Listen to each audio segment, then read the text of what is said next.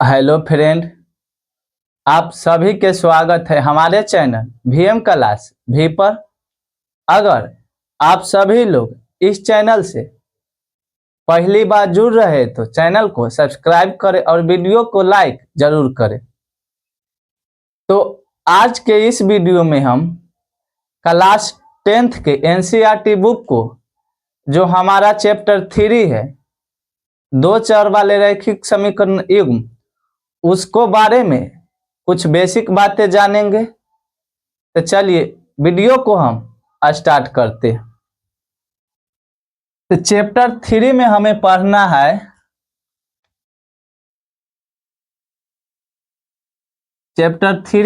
पढ़ना है दो चर वाले रैखिक समीकरण युग्म। तब अब हम सबसे पहले जानेंगे कि दो चर वाले रैखिक समीकरण युग्म क्या होता है। तो चलिए बारी बारी से हम सभी को बताते हैं। तो सबसे पहले हम चर जानेंगे कि चर क्या होता है। तो सबसे पहला हेडिंग डालिए चर। चर तब हम जानेंगे कि चर क्या होता है। तो लिखेंगे कि जिसका मान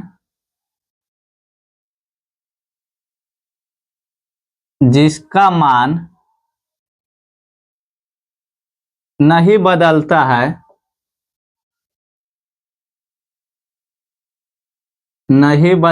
है उसे चर कहते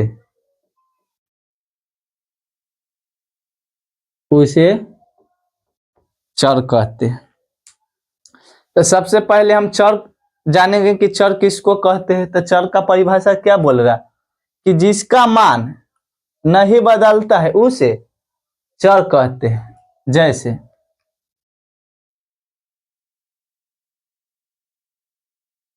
जैसे में A B C dot dot X Y Z, ये सभी क्या हो गया हमारा चर, क्योंकि ये जहां पर ही रहेगा वह ये फिक्स मान रहेगा। अगर x है तो ये x ही रहेगा, ये ना कि x से घटकर या बढ़कर y हो जाएगा। इसलिए चर का परिभाषा बोल रहा है कि जिसका मान नहीं बदलता है उसे चर कहते हैं। अब आगे जानेंगे कि अचर क्या होता है। अगला हेडिंग डालिए अचर। तब जानेंगे कि अचर क्या होता है। तो लिखेंगे कि जिसका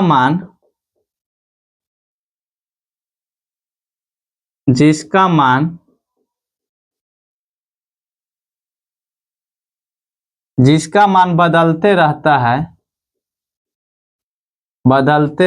है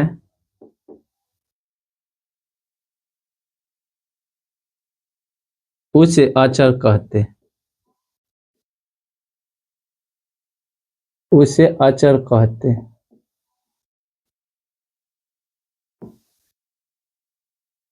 तो अचर का परिभाषा बोल रहा है कि जिसका मान बदलते रहता है उसे अचर कहते हैं। जैसे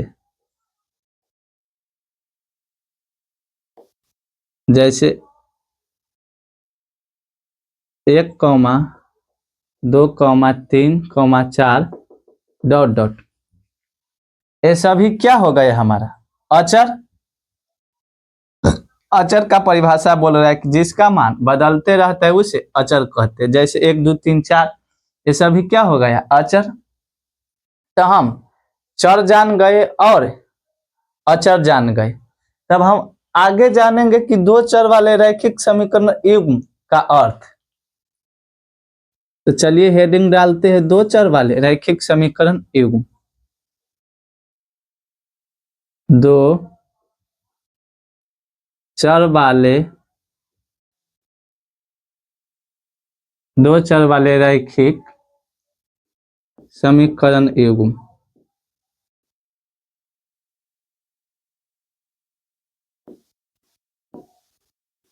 दो चर वाले रैखिक समीकरण युग्म। तो हम जानेंगे कि इसका क्या अर्थ होता है या यह क्या बोल रहा है। तो सबसे पहले जानेंगे दो। तो दो का अर्थ होता है कि दो, दो का अर्थ दो। अब बोल रहा है चर, तो चर, तो चर का परिभाषा क्या लिखे कि जिसका मान नहीं बदलता है उसे चर कहते हैं। जैसे में A B C D X Y Z ये सभी हमारा क्या हो गया, चर। तो बोल रहा है कि दो चर, तो इस चैप्टर में हमें पढ़ना है दो चर, यानी कि x comma by, x comma by. हमको इस चैप्टर में दो चर के बारे में पढ़ना है, तो यही हमारा चर हो गया एक्स कॉमा बाई। अब वो बोल रहा है कि रैखिक, रैखिक, रैखिक का क्या अर्थ होता है? रैखिक का यह अर्थ होता है कि जिसका घात केवल एक हो उसे हम रैखिक बोलते। रैखिक का अर्थ होगा कि जिसका घात, जिसका घात एक हो, जिसका घात एक हो उसे हम रैखिक बोलते हैं। तो हमें इस चैप्टर में रैखिक यानी घात एक के बारे में पढ़ना है इस चैप्टर में हमें। तो रैखिक का अर्थ हो गया कि जिसका घात एक हो। अब जानेंगे समीकरण।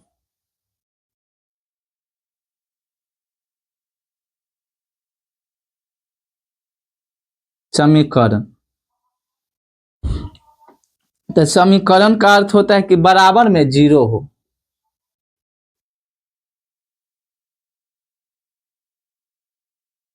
बराबर में शून्य हो, बराबर में शून्य हो।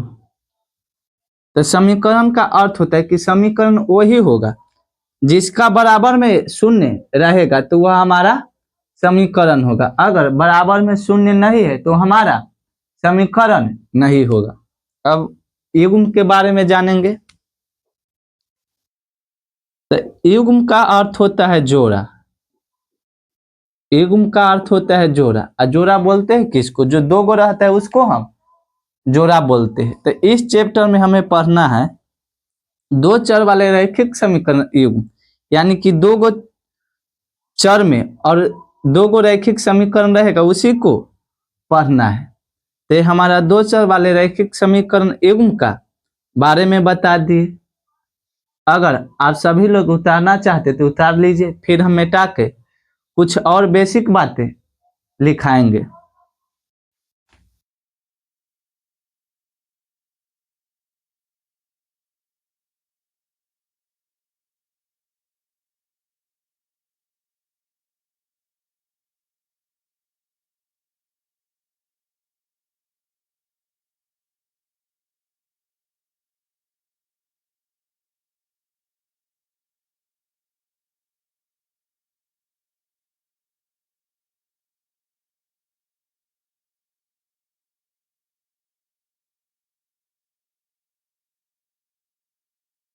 तब हम जानेंगे कि दो चर वाले रैखिक समीकरण युग्म कैसा होता है। तो चलिए अगला हेडिंग डालिए कि दो चर वाले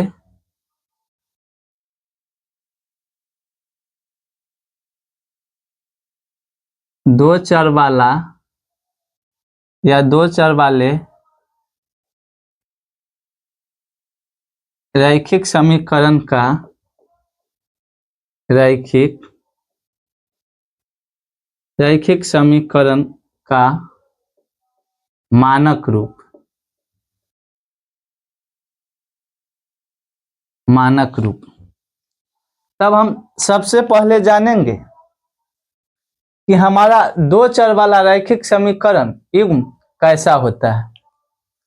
तो चलिए दो चर वाले रैखिक समीकरण युग्म का मानक रूप लिखते हैं। तो ये हो जाएगा A X plus B Y plus C बराबर 0। तो ए हमारा हो गया दो चर वाले रैखिक समीकरण युग्म का मानक रूप। दो चर वाले रैखिक समीकरण युग्म का मानक रूप देख लीजिए। हमारा x एगो चर हो गया, y एगो चर हो गया, यानी कि हमारा दो चर है और जिसका घात एक हो। तो हमारा y का घात एक है, x का घात भी 1 है, तो ये हमारा दो चर वाला रैखिक समीकरण युग्म हो गया। अगर हमें इसमें पूछ देगा कि x का गुणांक क्या होगा, तो x का गुणांक, तब हम जानेंगे कि x का गुणांक हमारा क्या है। तो देखेंगे x किसको साथ गुना हुआ है, तो x हमारा a के साथ गुना हुआ है, तो लिखेंगे x का गुणांक a। वैसा ही अगर पूछेगा कि y का गुणांक क्या होगा, तो लिखेंगे y का गुणांक। तो देखेंगे y किसको साथ गुना हुआ है, तो b के साथ, तो b हो जाएगा। अगर c का गुणांक पूछेगा तो c नहीं होगा, काहे कि c जो रहेगा वही हो जाएगा। तो c हमारा c रहेगा, काहे कि इसमें कोई गुणांक नहीं है। तो हम x का गुणांक अगर पूछेगा तो a हो जाएगा, अब y का गुणांक पूछेगा तो b हो जाएगा। तो यही हमारा दो चर वाले रैखिक समीकरण युग्म का मानक रूप है। तब आगे जानेंगे कि दो चर वाले रैखिक समीकरण युग्म का परिभाषा। अगला हेडिंग डालिए कि दो चर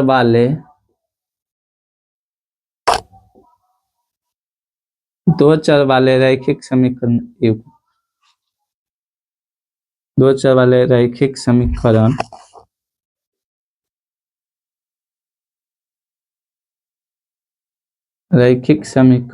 युग्म। तब दो चर वाले रैखिक समीकरण युग्म का परिभाषा लिखेंगे।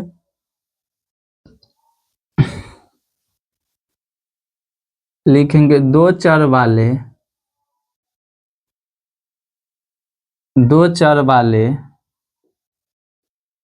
दो रैखिक समीकरण, दो चर वाले दो रैखिक समीकरण को एक साथ लेने पर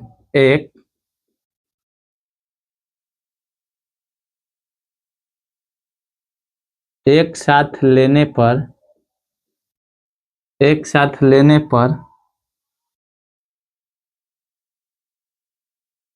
लेने पर वह हमारा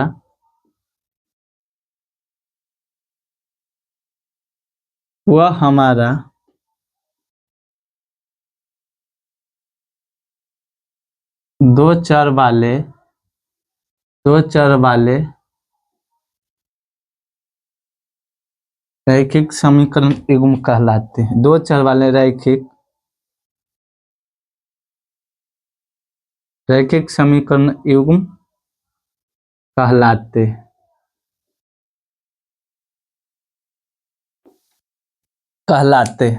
तो दो चर वाले रैखिक समीकरण युग्म का परिभाषा बोल रहा है कि दो चर वाले दो रैखिक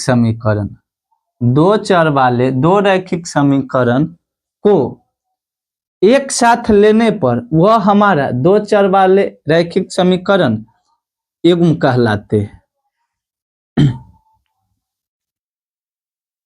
दो चर वाले रैखिक समीकरण युग्म कहलाते।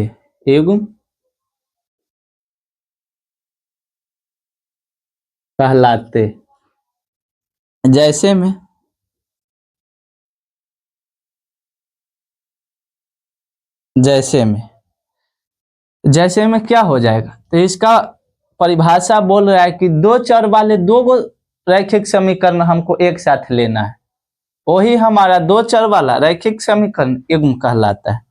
तो चलिए दो को हम लेते हैं, तो ये हो जाएगा हमारा a1x plus b1y plus c बराबर 0। एगो ए हो गया, एगो हो जाएगा a2x plus b2y plus c बराबर 0। तो ये हमारा दो चर वाले दो रैखिक समीकरण युग्म को जब हम एक साथ लेते हैं तो हमारा दो चर वाले रैखिक समीकरण युग्म कहलाते हैं। तो अगर आप सभी लोग यहाँ तक समझ गए होंगे तो इसको उतारिए, फिर हम मिटाकर कुछ और बेसिक बातें हैं जो हम बताएंगे।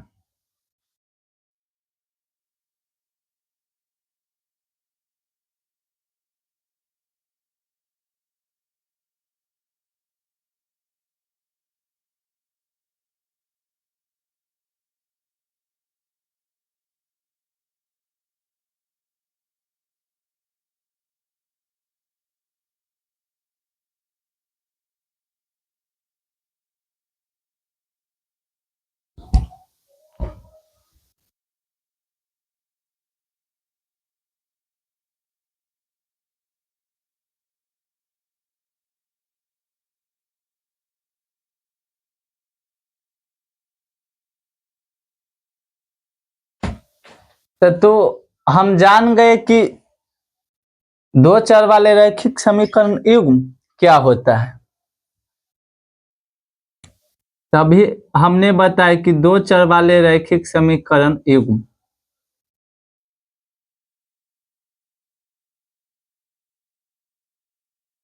दो चर वाले रैखिक समीकरण युग्म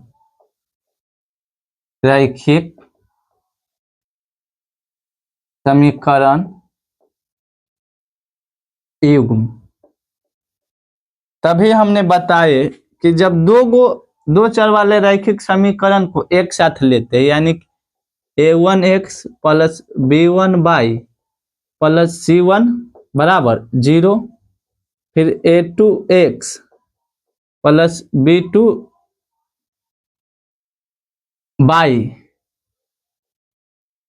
प्लस c2 बराबर 0 रहता है, हम इसे दो चर वाले रैखिक समीकरण युग्म बोलते हैं। तब हम जानेंगे कि दो चर वाले रैखिक समीकरण का हल क्या होता है।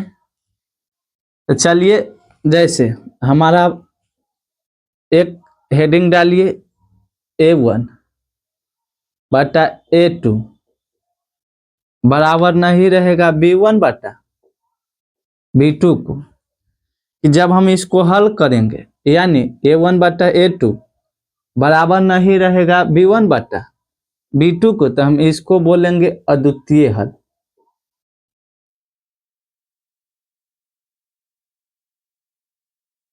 अद्वितीय हल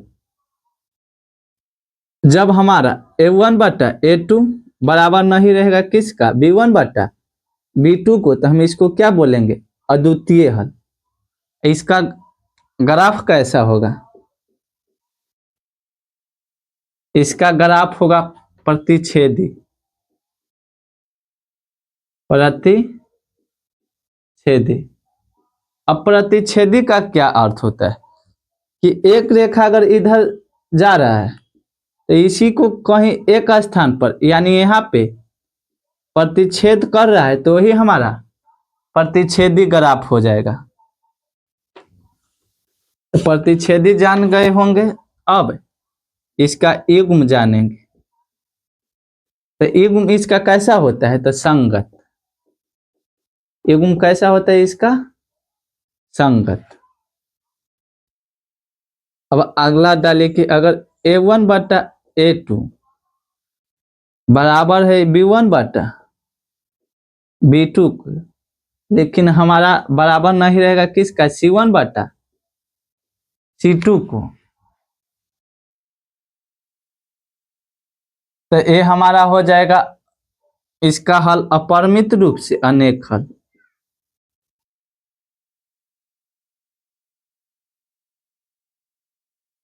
जब a1 बटा a2 बराबर रहेगा किसका, b1 बटा b2 को, अगर बराबर नहीं है किसका, c1 बटा c2 का, तो इसका हो जाएगा कोई हल नहीं, कोई हल नहीं। जब हमारा रहेगा a1 बटा a2 बराबर b1 बटा b2, लेकिन तीसरा पद यानी c1 बटा c2 बराबर नहीं होगा, तो इसका कोई हल नहीं होगा, यानी कि इसका कोई हल हम निकाल ही नहीं सकते। इसका ग्राफ हो जाएगा हमारा, इसका ग्राफ हो जाएगा हमारा समानांतर।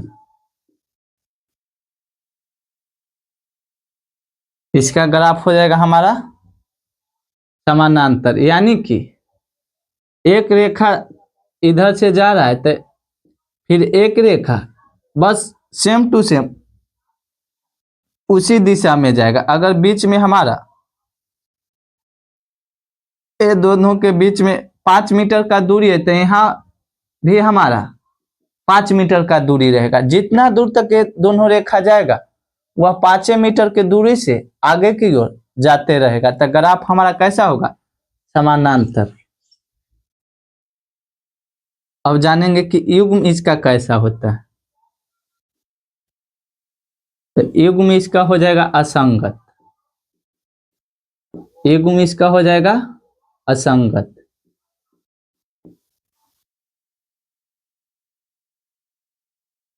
तो हम आपको बता दिए कि अगर A1/A2 बराबर रहेगा A1/A2 बराबर नहीं रहेगा B1/B2 को, तो ये हमारा हो जाएगा अद्वितीय हल। अद्वितीय हल का मतलब कि एक ही हल, इसके अलावा कोई नहीं। अद्वितीय का अर्थ होता है कि जिसका कोई जोड़ा ना हो, तो यानी इसका हल एक ही निकलेगा। इसका ग्राफ कैसा होगा? प्रतिच्छेदी, यानी एक दूसरे को काटेगा। और युग्म कैसा होगा? तो संगत। अब फिर हम आगे बताए कि A1/A2 बराबर रहेगा B1/B2 के, लेकिन C1/C2 बराबर नहीं रहेगा, तो इसका हो जाएगा कोई हल नहीं, इसका कोई हल नहीं निकलेगा। लेकिन ग्राफ इसका कैसा होगा? समानांतर।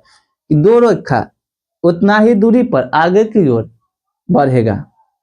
युग्म इसका कैसा होगा? असंगत। लेकिन अगर A1/A2 बराबर रहेगा B1/B2 को, तीसरा भी बराबर रहेगा C1/C2, तो ये हमारा क्या हो जाए? तो ये हमारा हो जाएगा अपरिमित रूप से अनेक हल।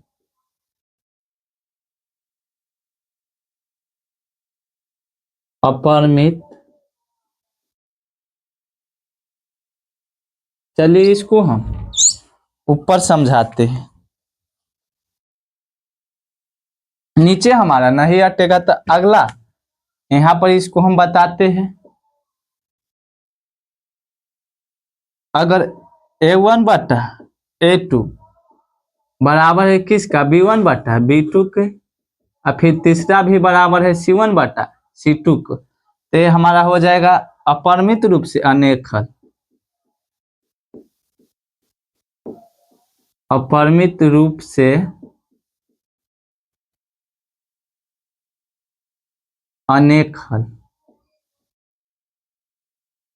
अपरिमित रूप से हमारा अनेक हल हो जाएगा, यानी कि हम इसका हल कोई भी विधि से कर सकते हैं। इसका ग्राफ हो जाएगा संपाती। अब संपाती का क्या अर्थ होता है? अगर एक रेखा इस पर जा रहा है तो फिर दूसरा रेखा भी हमारा इसी पर जाएगा, तो ही हमारा संपाती हो जाएगा। युग्म की अगर बात करें तो युग्म हमारा इसका संगत होगा। युग्म हमारा इसका संगत होगा। तो आपको अद्वितीय हल बता दिए, कोई हल नहीं बता दिए, और अपरिमित रूप से अनेक हल बता दिए। तो अगर आप सभी लोग उतारना चाहते तो उतार लीजिए, फिर हम मिटा के कुछ और बेसिक बातें हैं जो बताते हैं।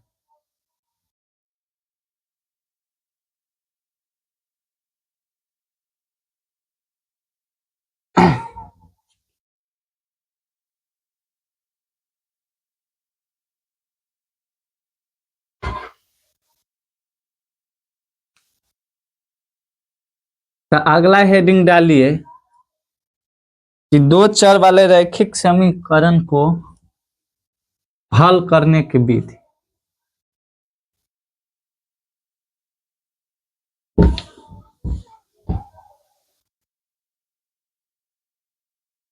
तो अगला हेडिंग डालिए कि दो चर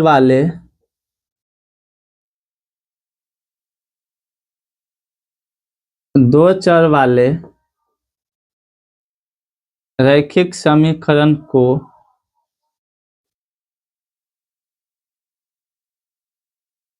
दो चर वाले रैखिक समीकरण को हल करने के प्रकार।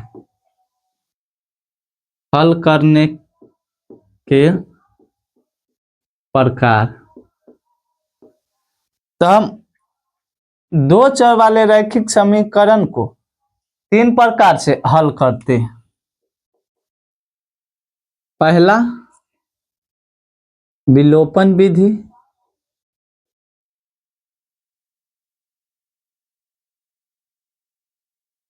विलोपन विधि। दूसरा, प्रतिस्थापन विधि। प्रतिस्थापन विधि। तीसरा, गुणनखंड विधि।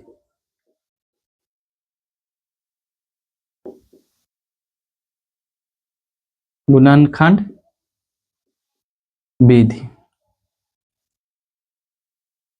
तो हम हेडिंग डाले कि दो चर वाले रैखिक समीकरण को हल करने के प्रकार। तो हम दो चर वाले रैखिक समीकरण को तीन प्रकार से हल करते हैं। पहला, विलोपन विधि। दूसरा, प्रतिस्थापन विधि। तीसरा, गुणनखंड विधि। तो इस सभी विधि को हम जब चैप्टर के क्वेश्चन को बनाएंगे तो हम विलोपन विधि, प्रतिस्थापन विधि और गुणनखंड विधि के बारे में बताएंगे। तो आज के इस वीडियो में इतना ही तक रहने देते हैं।